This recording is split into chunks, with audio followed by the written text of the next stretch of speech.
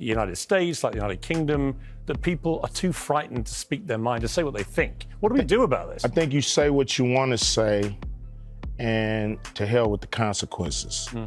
You got to be willing to fight for your rights and fight for what you believe in. Let's just say that the woke people in Hollywood didn't like this American rapper's big challenge.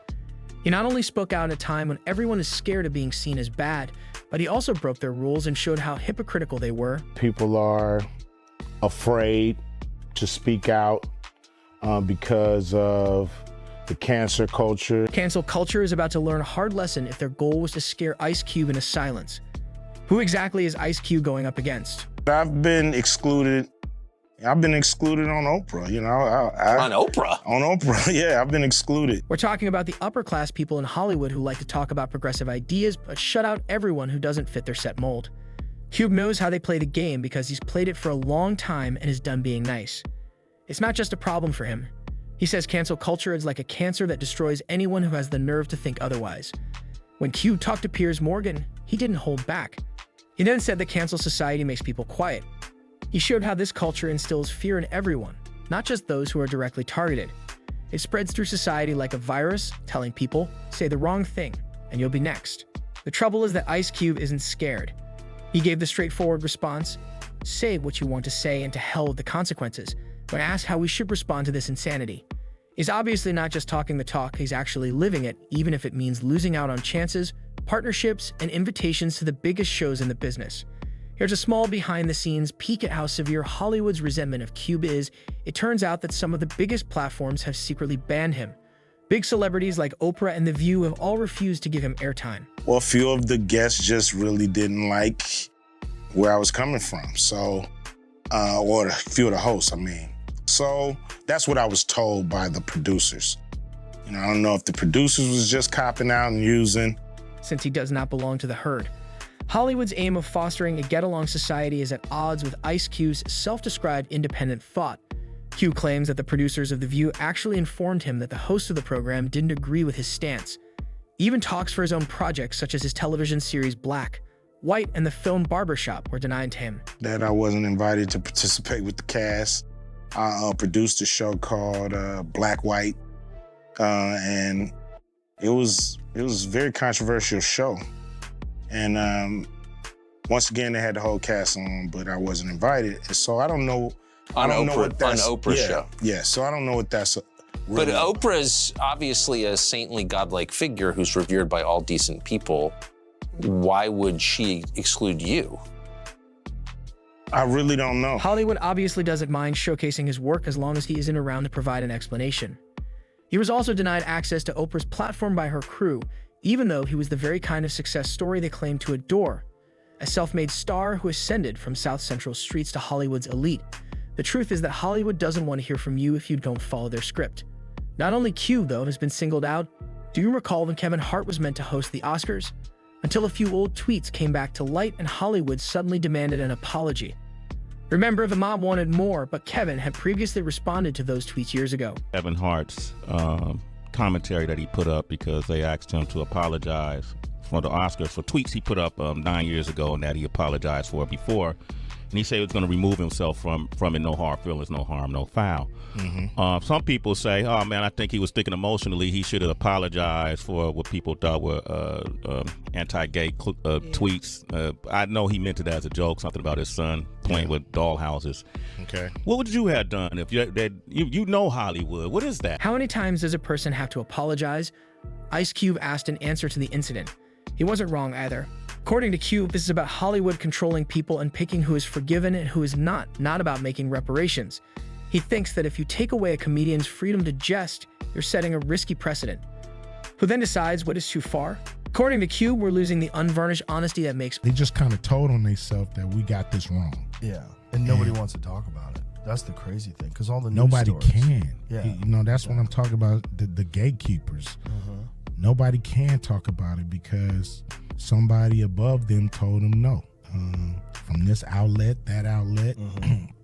You know, the NBA, going back to that, you know, I'm just kind of putting it in perspective, but the guys in the NBA used to talk about the big three. If you go back to year one, all the time. And then they just stopped. And then I asked my guy, what happened, man? Why y'all stopped? They told us we couldn't. When everyone is scared of offending. A specific example of why you believe Adam Silver personally has an issue with the league? I believe he, didn't like the fact that we were starting the league.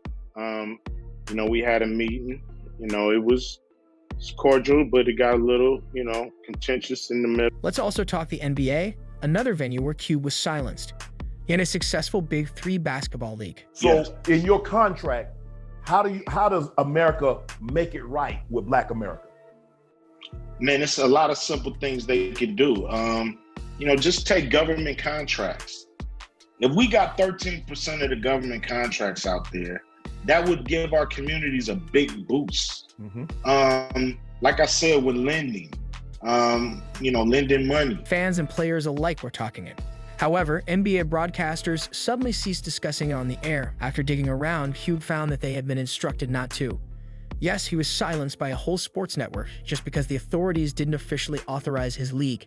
Cube is revealing the kind of backroom power move. Cube sees it as evidence that these companies aim to control not only the material, but also the creators of it. Additionally, he has made it his goal to expose the ways in which Hollywood and other industries cling to their power. What else did Hollywood dislike? Cube's readiness to interact with members of both political parties. And to hell with the consequences. You got to be willing to fight for your rights and fight for what you believe in. And if you're a person who believes in freedom of speech, you have to fight and say what you feel and let the chips fall where they may, and stand on that. And, it may not be an easy road, but I think you feel better about yourself when you say what needs to be said at the time it needs to be said, and not afterwards where you go home and think, I should have said this. Upon putting up the contract with Black America, he made contact with both Republicans and Democrats. However, Hollywood misrepresented it by calling it support for Trump despite Cube's clear distaste for either side. He actually stated that he is open to collaborating with anyone who is prepared to bring about major change in his neighborhood. Cube's position is straightforward. Communication is important for change despite the woke crowd's attempts to paint him as a right-wing supporter. He's willing to sit down with folks he disagrees with if that's what it takes. Hollywood's reaction only served to highlight their own hypocrisy. Despite their claims to support debate and open-mindedness, they were the first to criticize him for voicing opposing views. Perhaps most importantly, Cube exemplifies freedom of speech by living it. According to him, if you believe in free speech, you've got to be ready to say what you want and let the chips fall where they may. This kind of thought is becoming less and less common, and Cube's unvarnished candor has served as a rallying cry for those fed up with self-censorship. He has no qualms about criticizing organizations, companies, or even fellow artists who share his views. He sticks to his guns, stating, "I'd rather live with myself knowing I spoke my truth than stay quiet out of fear." Cube thinks that being true to himself, even if it means confronting the wrath of the industry he helped create, is more important than playing nice or fitting in. What makes Cube so opposed to cancel culture, then? Because it acts like a cancer, he said. People get scared that they would be the next to be canceled as a result of it. He's right in saying that when one person is canceled, it sends a message to everyone else as well. Stay in line or else. This poison situation must end for Ice Cube. He's urging people to take action when they are able to, and to defend themselves when they are in a stronger situation. Because he thinks that if we don't, we'll just continue to be dominated by a mindset that is both hypocritical and merciless. Ultimately, Ice Cube's struggle against woke Hollywood is a war for honesty, originality, and the right to free speech, not simply against cancel culture or censorship. Despite Hollywood's desperate efforts to keep him quiet, Cube isn't going anywhere. He makes it plain that he is fed up with their deceit and isn't scared to stand by himself if necessary. Hit the like button if you shared his frustration with the hypocrisy and fake anger. Is cancel culture too harsh in your opinion? Please share your thoughts in the comments section below, and be sure to subscribe for more in-depth analyses of the most recent battles in the culture war.